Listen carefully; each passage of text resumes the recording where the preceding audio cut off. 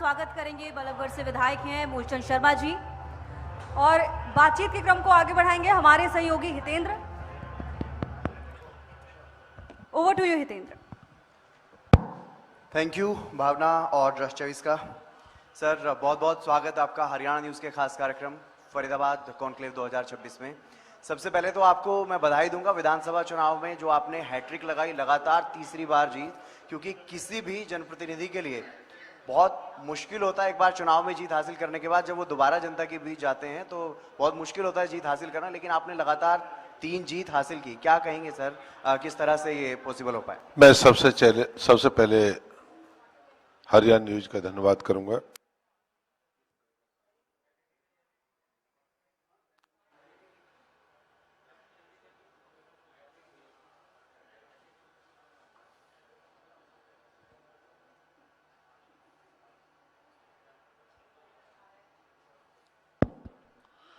सबसे पहले मैं हरियाणा न्यूज का धन्यवाद करूंगा कि इस तरह का कार्यक्रम मेरे जीवन में बहुत कुछ मुझे सफलताएं मिली और 14 से 26 तक अनेक कार्यक्रम हुए और जनता की आवाज को लोगों के बीच में रखना और लोगों की आवाज बनना और बल्लभगढ़ के लोगों ने जो भरोसे और विश्वास के साथ मुझे 3 बार जो लगातार विधायक बनाया, ये बल्लभगढ़ के लोगों का प्यार था। और मनोहर जी की सरकार में मैं मंत्री रहा, नायब सैनी जी की में मुख्यमंत्री हैं हमारे, उनके उसमें मैं मंत्री रहा। जो विकास जो बल्लभगढ़ में हुए, जो विकास को गति देने का काम किया, ये उसका परिणाम है। और केंद्र में आदरणीय देश के प्रधानमंत्री आदरणीय नरेंद्र मोदी जी ने जो पूरे प्रदेश में पूरे देश में जो कार्य किए, चाहे रेलवेज हो, चाहे हाईवेज हो, चाहे हर घर से जल हो, चाहे चराई हो, आयुष्मान हो, ये सब आम व्यक्ति के अंतिम व्यक्ति का विकास कैसे हो। जो अंतिम पंक्ति में व्यक्ति खड़ा है, जिसको आ नहीं सकता, कह नहीं सकता, जब प्रधानमंत्री जी ने सोचा कि अंतिम व्यक्ति को कैसे मुख्य धारा से जोड़ा जाए, ये सबको उसका परिणाम हरियाणा में तीसरी बार सरकार बनना, ये भी बहुत बड़ी बात है। कभी कल्पना में नहीं थी, कभी हम दूसरों की बैसाखियों पे हुआ करते थे और हरियाणा में लगातार 14 में बनी, 19 में बनी, 24 बनी, लगातार सरकार बनी। ये पूरे प्रदेश का जो प्यार जो लोगों ने दिया, ये सब उसका परिणाम है। हमें भारतीय जनता पार्टी ने टिकट दी, हमने उस पर काम किया। बिल्कुल, पार्टी ने टिकट दी, उस पर आप लगातार तीसरी बार जीते, पार्टी की उम्मीदों पर खरा उतरे। लेकिन आपको उम्मीद थी, क्योंकि आप पिछली बार जब विधायक बनकर के पहुंचे तो आपको मंत्री भी बनाया गया, कई महत्वपूर्ण विभाग दिए गए, मुख्यमंत्री नायब सैनी को बनाया गया, उसमें भी आप मंत्री रहे, कई अहम विभाग संभाले। क्या आपको इस बार मलाल है इस बात का कि आपको मंत्री पद नहीं मिला? नहीं, ऐसा कभी कल्पना भी नहीं, कभी सोचा भी नहीं। और ये संगठन का सरकार काम है, कौन व्यक्ति मंत्री बनेगा, कौन व्यक्ति काम करेगा। और कभी इस बारे में कभी सोच रहे नहीं, कभी ये भी नहीं कहते वो मंत्री बनाने है। और हम तो विधायक बने, ये बहुत बड़ी बात है। और मंत्री बनाना ये संगठन का काम है, संगठन तय करता है। ये भारतीय जनता पार्टी परिवार की पार्टी नहीं है, एक व्यक्ति की पार्टी नहीं है, ये विचारधारा की पार्टी है। आम लोगों की 140 करोड़ लोगों के विचार है और विचार के तहत जिसको संगठन मंत्री बनाए, जिसको टिकट दे, जिसको दायित्व दे, ये पार्टी तय करती है कौन व्यक्ति मंत्री बनेगा, कौन विधायक बनेगा, कौन संगठन में काम करेगा। मुझे इसकी कोई परवाह नहीं, मैं विधायक हूं। अभी भी क्योंकि हम फरीदाबाद को लेकर के ही, फरीदाबाद के विकास को लेकर के ही यहाँ इस मंच पर चर्चा कर रहे हैं, मैं जानना चाहता हूँ, क्योंकि आप प्रदेश में मंत्री जब रहे, आपके पास परिवहन, खनन, उच्चतर शिक्षा जैसे अहम मंत्रालय आपके पास रहे, फरीदाबाद को लेकर के आपकी क्या विशेष उपलब्धियां हैं? फरीदाबाद के विकास की रफ्तार में आपने कितना योगदान दिया बतौर मंत्री रहते हुए? क्या कुछ आपकी उपलब्धियां रही? तो फरीदाबाद में 2019 में नायब सैनी जी के मुख्यमंत्री रहे, मनोहर लाल जी के समय हम 4.5 साल मुख्यमंत्री और नायब सैनी जी 6 महीना मुख्यमंत्री रहे। और मैं कहता हूं हरियाणा में 14 से लेकर लगातार जो विकास हुआ है। और मैं शिक्षा की आपसे बात करता हूं कि इतना बड़ा फरीदाबाद, सबसे बड़ा पॉपुलेशन, सबसे बड़ा शहर, जिसमें एक तिगाम में कॉलेज था, एक गवर्नमेंट कॉलेज अपने सोलम में था, एक वुमेन्स एक गर्ल्स था। आज बल्लभगढ़ में 6 पूरे फरीदाबाद में 6 कॉलेज आना, शिक्षा को बढ़ावा देना, 6 कॉलेज 5 साल में आना बड़ी बात है। क्यों? शिक्षा है तो सब कुछ है। कि व्यक्ति कहता है कुछ मत दीजिए, शिक्षा दे दीजिए। अगर व्यक्ति के हाथ में शिक्षा है, सारी दुनिया उसकी अपने हाथ में। व्यक्ति को शिक्षा देना, व्यक्ति शिक्षा के साथ आगे बढ़ता है। फरीदाबाद में शिक्षा के क्षेत्र में देखिए, आप जितने +2 के स्कूल बनाने का, नई बिल्डिंग बनाने का काम करा, जहां से मैं विधायक हूं, उसके बाद 10 बिल्डिंग हमने नई बनाई, मल्टी स्टोरी बनाई। बल्लभगढ़ में 2 कॉलेज बनाए, जहाँ एक भी कॉलेज नहीं था। 1 नवंबर 1966 के बाद एक बहन सुषमा स्वराज के नाम से कॉलेज खोला। एक 22 का इलाका, रेल पार्क इलाका, वहाँ शहीद भगत सिंह के नाम से हमने कॉलेज की कंस्ट्रक्शन चालू है, और उसका खेड़ी गुजान में क्लास लग रही। मैं अपनी विधानसभा की बात करूं, और फरीदाबाद में विकास में जो क्षेत्र रहा, जिस विकास में रहा, मैं कहता हूं आप 14 का गूगल से काट लीजिए, 14 का फरीदाबाद देख लीजिए, और आज 26 का फरीदाबाद देख लीजिए, आपको सारा फर्क मिलेगा। आज लोग बता देंगे पहले क्या था, आज क्या है। फरीदाबाद की हालत थी जब विधायक बने थे, सड़कों की टूटी हालत मिली थी, लोग चले नहीं जाया करते, लोग चल नहीं सकते थे। और निकलने के लिए जिस विधानसभा से मैं आता हूं, अब क्या सड़कों की हालत पूरी तरह से सुधर गई है? मैं ये कह, जिस विधानसभा से मैं आता हूं, कभी पूरी चीज, कभी संपूर्ण कोई व्यक्ति का काम नहीं हो सकता। मैं कहता हूं कि आज सड़क बनेगी भी, टूटेगी भी, सड़क में खड्डा भी होगा। मैं कहता हूं कि आज सबसे ज्यादा सड़कों का जाल बिछा है, सलम के इलाके में बिछा है। सलम है, पानी है, सीवर है, सड़क है, लाइट है, एसटीपी है, ये सब तो हुए, सब 14 के बाद हुए। आप जिस सेक्टर में चलते थे, आरएमसी की तमाम रोड है।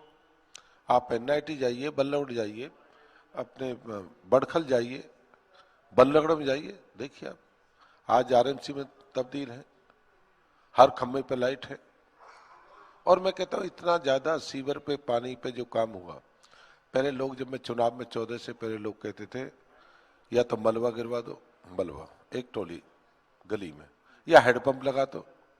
आज कोई, या पुलिया डाल दो नाली पे, आज कोई बात नहीं करता, ना हेडपंप की बात करता, ना मलबे की बात करता। आज बहुत लोग बात करते हैं पुल कब बनेगा, आप कब एलिवेटेड बनाओगे। यानी अब लोगों की उम्मीदें बढ़ गई हैं। लेकिन आपने शिक्षा की बात की, बाकी तमाम जो बुनियादी ढांचे की बात आपने की, लेकिन एक आपके क्षेत्र को लेकर के बार बार एक मुद्दा उठता है कि आपके क्षेत्र में कोई खेल स्टेडियम नहीं है। एक स्टेडियम बार बार स्वीकार होता है, उसको लेकर के खुशी भी लोगों में होती है कि वहाँ पर वो स्टेडियम बनेगा, लेकिन उसका काम कब तक पूरा होगा, वो उस बारे में क्या कुछ कहेंगे आप? नहीं, मेरा ही जहाँ स्टेडियम है, सारे काम है। मैं ये नहीं कहता मांग उठाना प्रदेश का।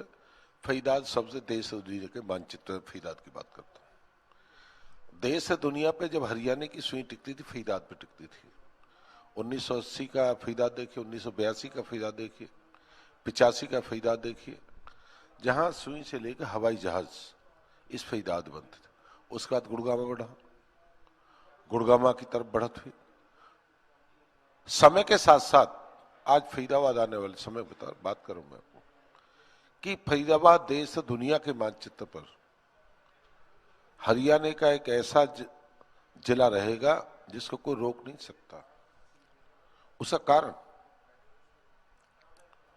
कि केंद्र की और प्रदेश की सरकार ने जो फरीदाबाद को जो रोड निकास के, जहां मेट्रो की बात करें, मेट्रो जैसे पलवल तक डिक्लेयर की है, या गुड़गामा फरीदाबाद नोएडा की बात की है, जेवर एयरपोर्ट की बात की, रैपिड मेट्रो की बात की है, अपना एलिवेटेड है जो अपना ग्रीन जो कॉरिडोर जो बल्लभगढ़ से है, जिसका रास्ता कॉरिडोर मात्र 20 मिनट में आप जेवर एयरपोर्ट। उत्तर प्रदेश हमारे पास है, बहुत बड़ा प्रदेश लगा हुआ हमारे साथ साथ। यमुना नदी हमारे पास लगी, पानी की कोई हम पे कमी नहीं जी। और पानी की कमी नहीं, उत्तर प्रदेश की में दिल्ली के रास्ते निकले, बड़ौदा एक्सप्रेस है या दिल्ली आगरा एक्सप्रेस है। मेरा ये कहना है कि आने वाले समय में फरीदाबाद की विकास के पर लगने वाले हैं प्रदेश के मुख्यमंत्री आदरणीय नायब सैनी जी के और देश के प्रधानमंत्री आदरणीय नरेंद्र मोदी है। और मैं कहता हूं कि सबसे अहम विकास जब सांसद पढ़ा लिखा हो, सांसद की सोच हो, शांत मंत्री हो, केंद्र से लाने में और प्रदेश मिलकर जब काम करते हैं, केंद्रीय मंत्री कृष्णपाल गुर्जर जी और हम सारे विधायकों ने मिलकर जब काम किया, विकास को गति देने का काम किया कि उस समय के युग में हमने कोई काम बाकी नहीं छोड़ा। काम रहेंगे, सदा होने वाले काम कभी खत्म नहीं हो सकते। बिल्कुल, केंद्रीय राज्य मंत्री कृष्णपाल गुर्जर जी का आपने जिक्र किया, उनके पास भी सहकारिता मंत्रालय है।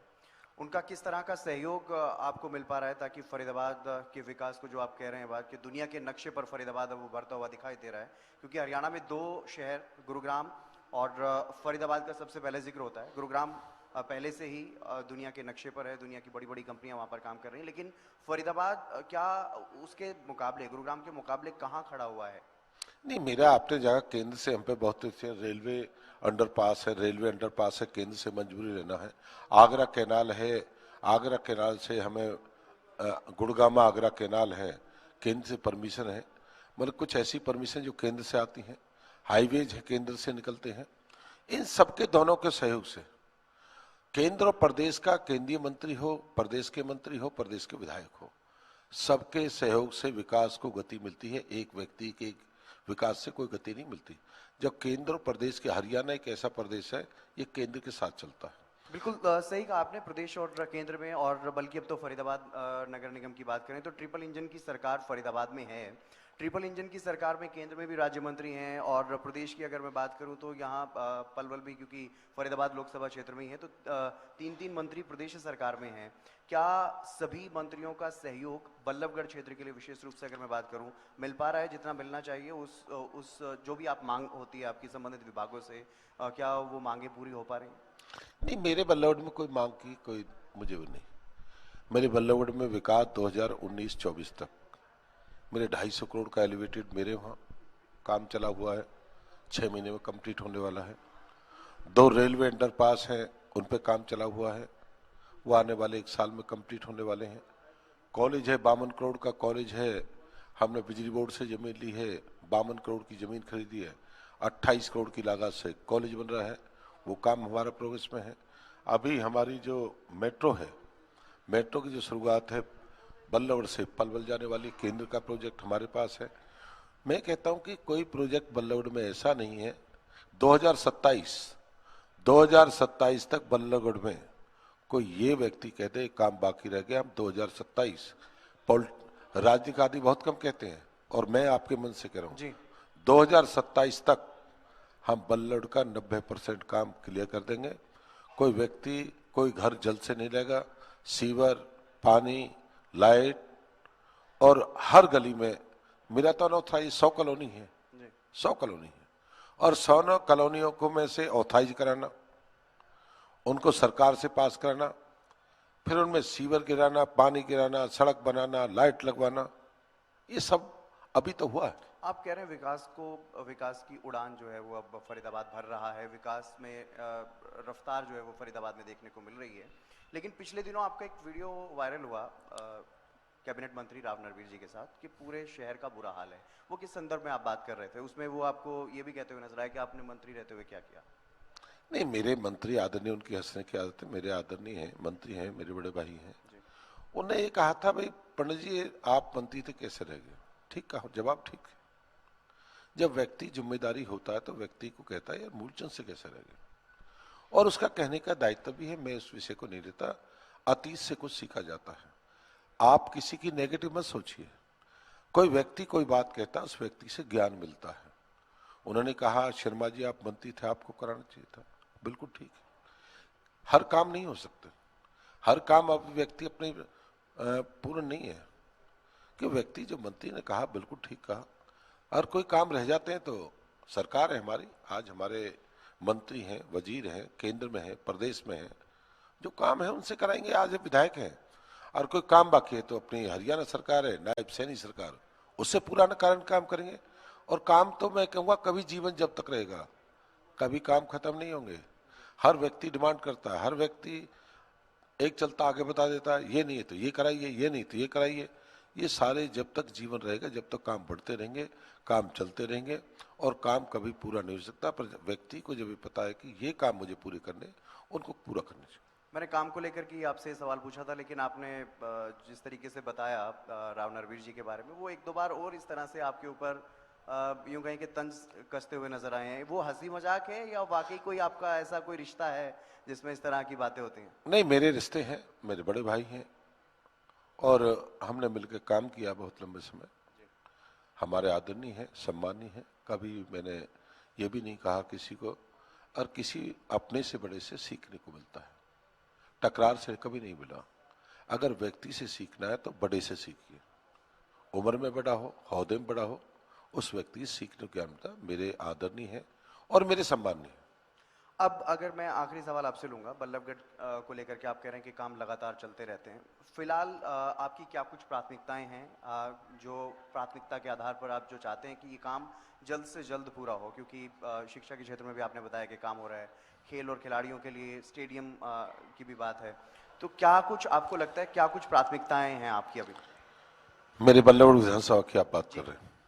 मेरे बल्लभगढ़ विधानसभा में 650 करोड़ के काम चले हुए। मेरा सबसे बड़ा जो काम है उनको समय पे पूरा कराना, कहीं उनके खर्चे से कमी ना हो, कहीं उस प्रोजेक्ट में कोई परेशानी ना हो, कोई विघ्न नहीं आए, उनके लिए बजट का इंतजाम करना, उस समय पे पूरा कराना जो काम अपने चुने हैं। और जो काम अपने हैं, चाहे कॉलेज हैं, ये सब चले हुए हैं, मेरा ये है कि समय पे इन सब कामों को पूरा कराना।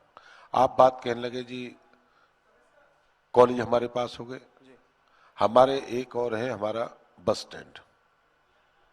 बस स्टैंड हमारा जिले का पूरा फरीदाबाद का बल्लभगढ़ में है। और जो सरकार ने 3 बड़े बस स्टैंड फरीदाबाद, सोनीपत और कुरुक्षेत्र, ये पीपीपी मॉडल पर रखते हैं। बस स्टैंड को इसकी शुरुआत कराना, और इसकी शुरुआत होगी तो ये मान के चलिए कि उत्तर प्रदेश, मध्य प्रदेश, सारे प्रदेश हमारे आसपास लगे हुए हैं। और ये दक्षिण हरियाणा से, इधर से सबकी शुरुआत अपने इधर से। मेरा ये कहना है कि इन कामों को पूरा करना हमारा लक्ष्य है और समय पे काम हो, और काम जितने हैं उनको गति देना है। आप कह रहे हैं कि साल 2027 तक लगभग सारा काम आप करवा देंगे, तो ये मान करके चलें कि जो हैट्रिक आपकी जीत की रही वो जीत का चौके में तब्दील होगी? नहीं, हर व्यक्ति बात करता है चौथी बार। हर व्यक्ति ये बल्लभगढ़ के लोग तय करेंगे, बनाना है नहीं बनाना वो काम पे तय करेंगे। व्यक्ति काम कर, लोग तय करते हैं। हम व्यक्ति अपनी बात रखता है, बनाना नहीं बनाना विधानसभा के लोग तय करते हैं। इस व्यक्ति को बनाएंगे नहीं बनाएंगे। मुझे 30 बार बनाया, मुझे तो जिस तरह का हालात होते हैं, लगातार व्यक्ति जो जीतता रहता है उसके खिलाफ तो बहुत से अपने लोग खिलाफ हो जाते हैं, जो बहुत करीबी वो खिलाफ हो जाते हैं। यही क्यों? पर मैं तो बल्लभगढ़ के लोगों का धन्यवाद करूंगा जिन्होंने लगातार 30 बार मुझे को विधायक बनाया, और जो मेरे पे जिम्मेदारी उन्होंने मानी है, जो भरोसा और विश्वास किया है, उस सबको पूरा करना अपना कर्तव्य भी है, अपना धर्म भी है। हम उसको पूरा करेंगे। और मैंने कहा 2027 तक अपने विधानसभा के काम पूरा करेंगे, और नई शुरुआत कोई होगी तब करूंगा। पहले काम पूरे हों, उसके बाद शुरुआत। ये नहीं आगे दौड़ पीछे चौड़। पहले कंप्लीट करूंगा, कंप्लीट करने के बाद फिर नई शुरुआत की काम करूंगा। इस काम की शुरुआत पहले इनको पूरा। चलिए, बहुत बहुत शुक्रिया सर हमारे साथ इस खास कार्यक्रम में जुड़ने के लिए। तमाम मुद्दों पर बेबाकी से बातचीत भी आपने की और जवाब दिए, सभी मुद्दों को लेकर के किस तरह से आप विकास के काम कर रहे हैं। और साल 2029 तक ये दावा कर रहे हैं आप कि तमाम जो काम चल रहे हैं विकास के वो भी पूरे होंगे। बिल्कुल, बहुत बहुत थैंक यू सर। धन्यवाद। शुक्रिया। बहुत बहुत शुक्रिया आपका हितेंद्र। मैं चाहूंगी हमारी editor in chief Pratima Datta ma'am आए और सर का स्वागत करें। मूलचंद शर्मा जी ने बहुत बेबाकी से अपनी बात रखी है। हरियाणा न्यूज पर आने के लिए बहुत बहुत धन्यवाद आपका। और सम्मान किया जा रहा है हमारी editor in chief Pratima Dutta के द्वारा श्री मूलचंद शर्मा जी का। और बिल्कुल मुस्कान, देखिए कई वैल्यूबल इंसाइट्स दर्शकों को भी मिले, हमें भी मिले। कई सवाल मन में थे जिनका बेबाकी से जवाब दिया है, तो काफी फ्रूटफुल ये सेशन